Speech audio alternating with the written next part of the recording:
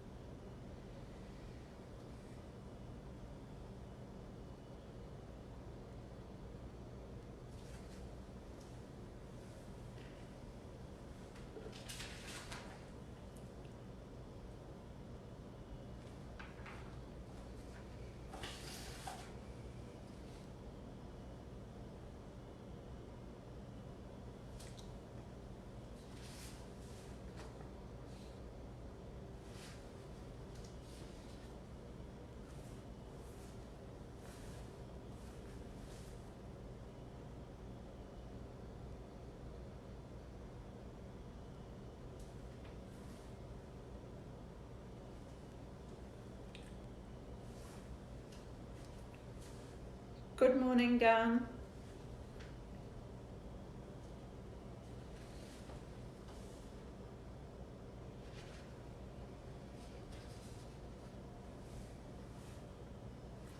Good morning, everyone. Do we have an audience?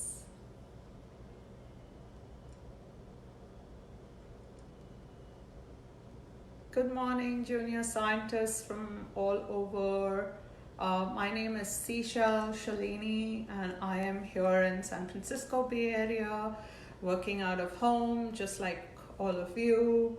And I'm hoping you can join us for our fun experiment of the day today.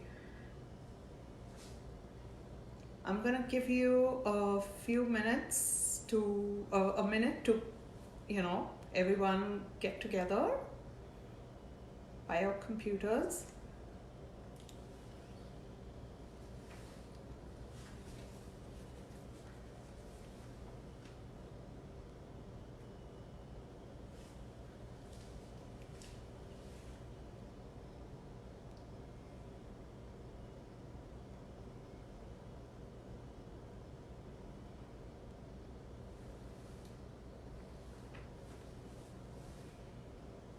All right, I think it's almost time. So we are going to get started. And our experiment today is going to be about sound. And you are going to make a cup roar. And what we're going to do is, so I'm going to start by telling you a little bit about sound. And once again, I'm Seashell Shalini, for those of you who are just joining us, just tuning in. Have you ever put a seashell, yeah, that's right, a seashell, by your ear and heard the sound of the ocean? You might have done that, and you might be wondering, how come you're hearing the sound of the ocean? Of course, you have to be really quiet. So if you have a seashell, a conch seashell around your home, you could try that. You could put it by your ear and listen for the sound of the ocean. It's pretty cool, but that's what our experiment today is going to talk about. We are going to find out why that happens. And for that, we need to understand a little bit about sound. What is sound? How does it travel? How do we hear things?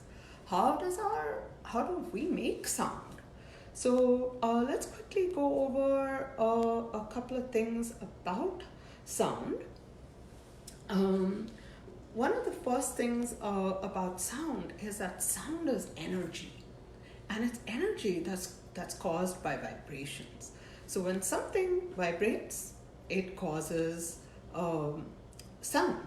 So for instance, if you have a guitar, I don't have a guitar at home, but if you happen to have a guitar, what you could do is just touch one of the strings, just pull on one of the strings, and what happens? You hear a sound.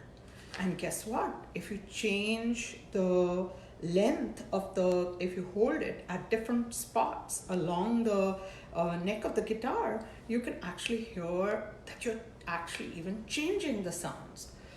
So let's try and understand what sound is. So sound, like I said, is a form of energy. Now sound has two important attributes. One is called loudness, which scientists also call amplitude. So if you can say that with me, amplitude. And the other is something called pitch, which scientists also like to call frequency. So these are two different qualities of sound. And we're going to look into both just briefly. So let's start with what amplitude is. So sound actually travels as waves, just like waves on in a slinky. So sound travels as waves. And when you have waves, you can have, like I said, one of the qualities is loudness or softness. So how loud or how soft is a sound? Like when I speak loudly or when I whisper, that's the loudness of the sound we're talking about. So if the wave is a really high wave, which means this is the amplitude of the wave. And let me see if I can come closer to the camera. This is the amplitude of the wave. So this would be a loud sound, and this, where the wave is much smaller, is a quiet sound. Now notice the number of waves are still the same in both. So it's only the amplitude that's changing, which means how big is the sound that's changing.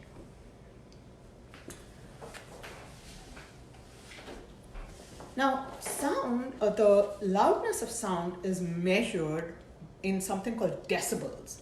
You might have heard mom and dad say, don't make too loud a sound, because if it's too loud a sound, it can hurt your ear.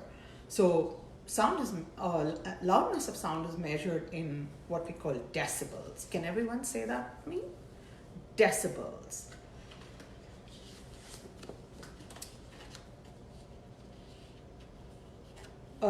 Now we also have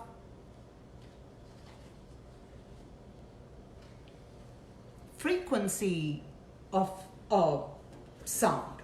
So the frequency is, like I said, it's called the pitch. Now notice how you can have a low pitch and a high pitch. So let's look at a xylophone, which I'm sure all of you have seen as little kids too. And notice how the pitch changes when I go from low to high, right? So low, high, low, high. So the faster something vibrates, that's what determines pitch. So in this very picture right here,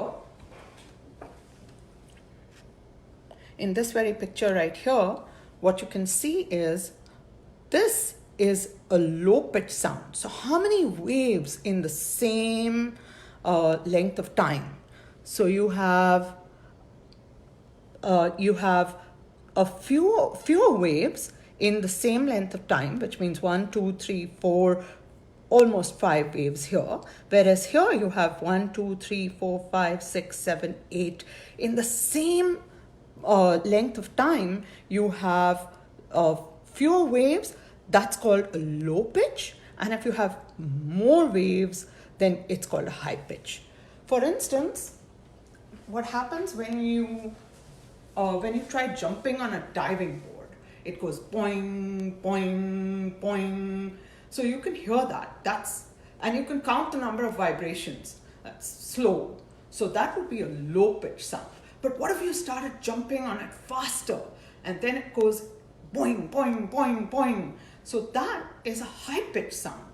So low pitch and high pitch. So two things about sound, right? Loudness or amplitude, which is how loud or soft a sound is. And the other thing is pitch, how fast the vibrations are moving or how slow the vibrations are moving. If it's moving very fast, that's a high pitch sound. If it's moving very slowly, that's a low pitch sound.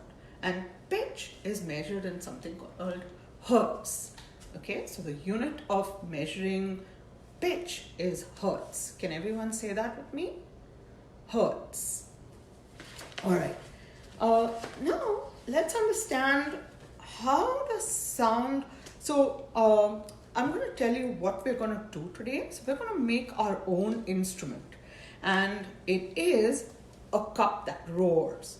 Now you need a few things around the house, some simple supplies, and I'm going to show you what supplies you need. And while you try and get your supplies, I'll give you a minute or two to get your supplies, and then we can move ahead with making the experiment. Okay, so you're going to need a plastic cup, all right, a red cup if you have one. Any size is okay, and we need to make a hole in it. Please have an adult do this for you. Mom or dad can make a hole in the cup on the bottom of the cup. And we need some string, about 2 feet of string, so you can have an adult cut it out for you. It can be a cotton string or it can be a piece of yarn, wool. It just cannot be nylon. Okay, you do need a pair of scissors to cut the string, and then you need a cup of water. Right, a small cup of water, and then we need a couple of things. We need either a hex nut, which is like so, or we can use a button, or you may have a paper clip around the house. I have different buttons here, or you could use beads. So you need a couple of those things, and once we have those things, we can, so the string is usually twine that you might have in your kitchen. You need any size cup, whether it's a paper cup, it's a plastic cup, it's a foam cup, any cup will work. And if you can get all those things together, we can then get started. And I'll give you a few minutes to gather your things.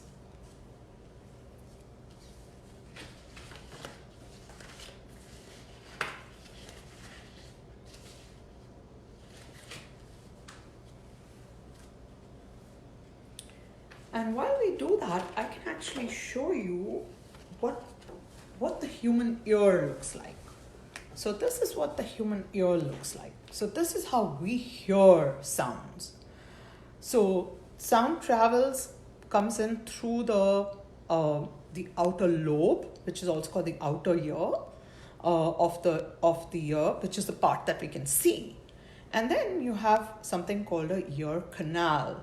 And the ear canal is where the sound waves then travel, and then they strike what's a really fine little flap or a little membrane that scientists call it. It's called the eardrum. So when you put your little pinky through your ear, it stops at the eardrum. And that eardrum, like I said, is like a thin film, or think of it like as a thin plastic wrap. And then that's connected to 3 bones, the 3 smallest bones in the body. They're in the middle ear. And then those bones are then connected to the inner ear, which has fluid-filled sacs that are known as the cochlea and the semicircular canals, which is also the organ of balance. And then all this is connected to what's called the auditory nerve, which is what takes the information and all those sound waves to the brain, because the brain is going to decide whether it was a cat meowing, or whether it was your mom's voice, or whether it was your teacher's voice. So that's how we hear a sound. But then how do we make sounds? The sound that when I'm speaking, for instance, we're making sounds as the sound is coming out from our throat.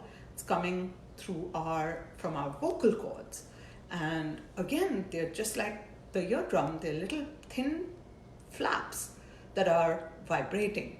And if I make a soft sound or a loud sound, or I can make a low sound, or I can make a high sound.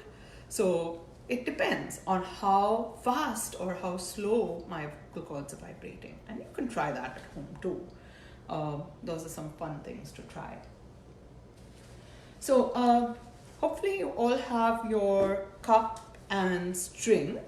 So what we're going to do is, the first thing we're going to do is we're going to take the string and, just with your fingers, if you can just twist the ends so that they're not frayed. You just need to put the string through the hole, and we're going to try and grab it on the other side, the inside.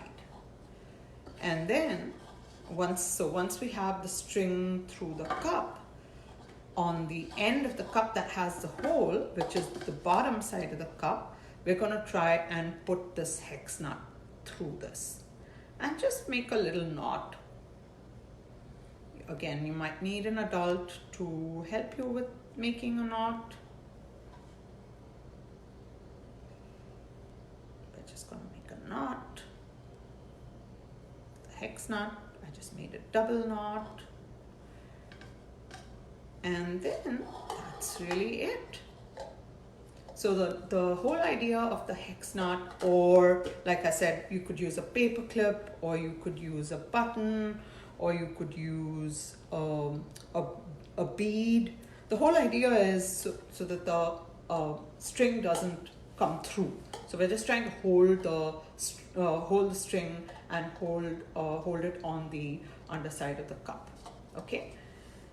Now that you have that, now notice if I just use a string and I do that, I use my fingers and I pull it through, there's not a whole lot of sound I can hear.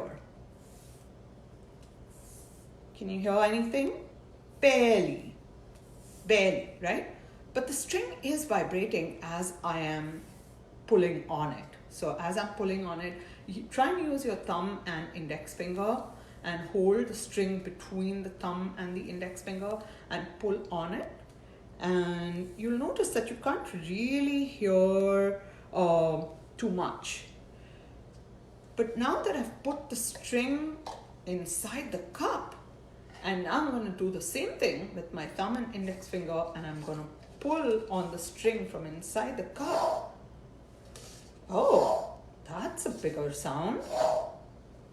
Can everyone hear that? Whoa, that's a bigger sound. Now, what I'm going to do is, here's the fun part. I'm going to put the string in the cup of water. So, just like that.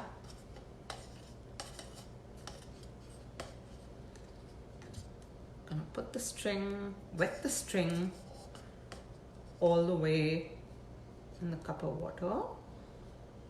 And once I have it wet, I'm going to try the same thing again. And now let's listen.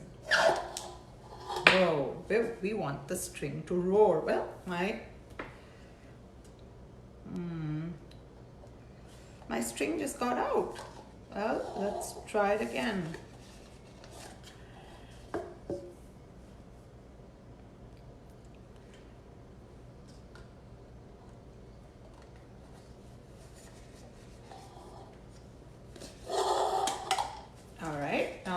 string's wet. Let's try it again. Oh, can you hear that?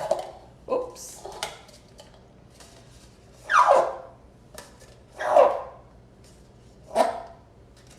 And you can even make it. So hold on to the cup and hold on to your hex nut on the end, and now pull.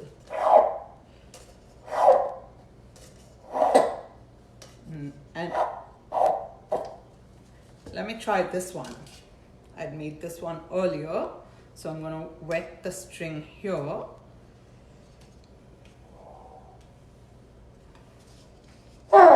There we go. So if it's nice and wet, you'll get a nice big sound. I can even make all kinds of funny sounds. So have some fun, try different things. Now what happens if you use a smaller cup? You can try that. Is that going to make a difference? You can try a paper cup, you can try a foam cup. Try different cups at home and see if you change the size of the cup, does it change your sound? Does it change it, make it higher or lower? Does it make it louder or does it make it softer? Now notice what's happening here is that as I'm pulling on the string, remember that just the string made no sound. But as I'm pulling on the string, when it's inside the cup, it's making so much of a louder sound, because what's happening is that the sound waves that I'm pulling, created by the pulling of the string, are bouncing off the inside of the cup, and they're getting amplified, which is why you hear the roar. So amplification means increasing of the loudness. So, which is why you hear the roar of the cup. So this is also called roaring cup. So it'll be great if you can try that at home, and feel free to leave us your comments. You can, like I said, use different strings. Try it with a yarn, or a cotton string.